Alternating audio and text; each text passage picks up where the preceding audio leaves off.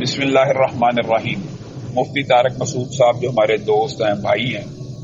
انہوں نے جہلم کی انٹری کے لیے جس دن کا انتخاب کیا وہ ان کے حسن انتخاب کے اوپر دلالت کرتا ہے۔ یوم اساتذہ کا دن انہوں نے رکھا۔ مرزا محمد علی جہلمی ایک عرصہ سے یہ دعویٰ اور نعرہ بلند کر رہا تھا کہ میری یہ کرامت ہوگی اور میرا یہ دعویٰ ہے کہ قیامت تو آ سکتی ہے، مفتی طارق مسعود صاحب جہلم نہیں آ سکتے۔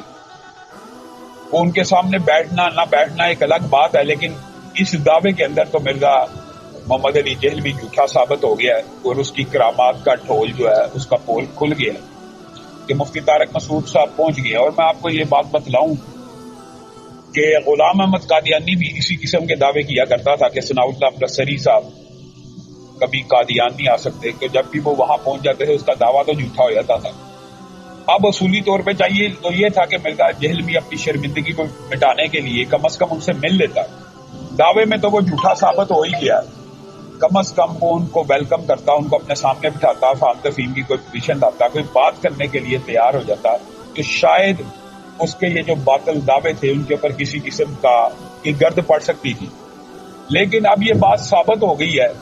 کہ مرزا جہلمی جو بھی دعویٰ کرتا ہے وہ اس کے اندر جھوٹا ہے۔ شریعت کا اصول ہے کہ ایک بندہ جب آدمی جھوٹا ثابت ہو جائے تو وہ سکہ نہیں رہتا۔ مرزا کی اب کوئی بات سکہ شرعی اصولوں کے تحت اس لیے بھی نہیں رہتی کہ مرزا ہر وقت مفرور بیگ ہے۔ کبھی ہمارے علماء نے تو عتیق الرحمان الوی صاحب اور ابو یحییٰ نور پوری صاحب نے 10-10 لاکھ روپے کا انعام رکھا ہوا ہے کہ یہ صرف 1 گھنٹہ آن لائن بیٹھ جائے اور 1 گھنٹہ ہم جہاں سے قرآن اوپر سے دیکھ کے پڑھنے کا کہیں وہاں سے پڑھ کے دکھا دے، عربی کی عبارت جو کہیں اوپر سے پڑھ کے دکھا دے، یہ نہیں پڑھ سکتا۔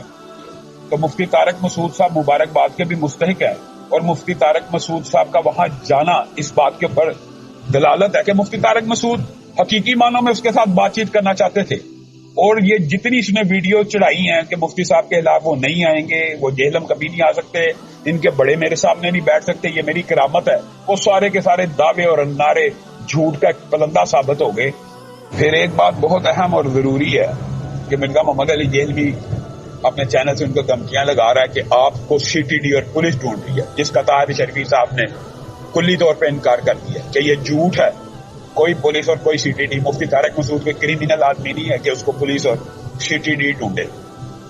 آپ نے یہ جو بات کی ہے کہ کیا مفتی طارق مسعود صاحب کو سی ٹی ڈی نے یا پولیس نے یا کسی اور ادارے نے روکا ہے یا ان کو تلاش کر رہی ہے، یہ بالکل جھوٹ پہ مبنی ہے، ایسی کوئی بات نہیں ہوئی۔ مفتی طارق مسعود صاحب نے کوئی کرائم نہیں کیا ہے کہ ان کو پولیس گرفتار کرتی یا سی ٹی ڈی یا کوئی ملک کے سلامتی کے ادارے ان کے پیچھے جاتے۔ اگر وہ جہلم میں آئے ہیں، وہاں رہ رہے ہوں گے، انہوں نے اپنا نمبر بھی دیا ہے، اگر کسی کو کوئی پوچھنا ہوتا تو وہ ان کو فون کر لیتا کہ مفتی صاحب آپ یہاں پر ہیں، کیا آپ سے بات کرنی ہے یا کچھ ہے۔ مرزا صاحب اپنی لڑائی خود لڑے، اداروں پہ بھی نہ ڈالیں، پولیس پہ بھی نہ ڈالیں۔ انہوں نے چیلنج دیا، وہ آ گئے وہاں پر۔ اب چاہیے تو یہ تھا کہ مرزا صاحب انہیں ویلکم کرتے، اب وہ خود غائب ہو گئے۔ مفتی طارق مسعود صاحب نے تمام حجت کے لیے جانے سے پہلے بھی ویڈیو بنوائی۔ 48 گھنٹے مجھے جہلم میں آئے ہوئے مکمل ہو چکے ہیں، بلکہ اس سے بھی زیادہ، اور میں نے 48 گھنٹے پہلے یہ ریکارڈ کروایا تھا کہ میں اسپیشل کراچی سے جہلم آیا ہوں، اور آپ کو پتہ ہے جہلم کراچی سے 20-22 گھنٹے کا سفر ہے، کافی دور ہے جہلم۔ کتابوں کا پورا بورا لے کر آیا تھا میں، اور اس پہ میں نے یہ کہا تھا کہ بھئی آپ ایک یوٹیوب پہ ویڈیو اپلوڈ کر دیں۔ عجیب عجیب باتیں کی جا رہی ہیں کہ بغیر بتائے آ گئے۔ بھئی میں جہلم میں بغیر بتایا ہوں، آپ کے گھر تو بغیر بتائے نہیں آیا تھا نا میں۔ پھر اپنے نمائندے کا جو نمبر تھا وہ آن تھا، ہر وقت آن رہے، اور ان کی ویڈیو بھی آ سکتی ہے کہ یہ اس سے بھی بڑا جھوٹ ہے کہ وہ نمبر بند ہے۔ دائیں بائیں سے مرزا صاحب نے اپنے فالوور کو اور چینلوں کو تیار کیا کہ آپ دائیں بائیں سے یہ خبریں چلائیں کہ مفتی صاحب کے پیچھے پولیس لگ گئی ہے اور وہ فرار ہو چکے ہیں، جہلم چھوڑ کے بھاگ گئے ہیں۔ وہ گلگت جا رہے تھے، جاتے جاتے انہوں نے یہ ریکارڈنگ کی، اور اس کے ساتھ ساتھ ایک پروپیگنڈا یہ بھی تھا کہ ان کا نمبر بند آ رہا ہے اور وہ کال اٹھا نہیں رہے۔ ہم نے سینکڑوں کالیں ریسیو کی ہیں، بلکہ جو مفتی صاحب کے فین تھے ان سے گزارش کر رہے تھے کہ آپ کال نہ کریں،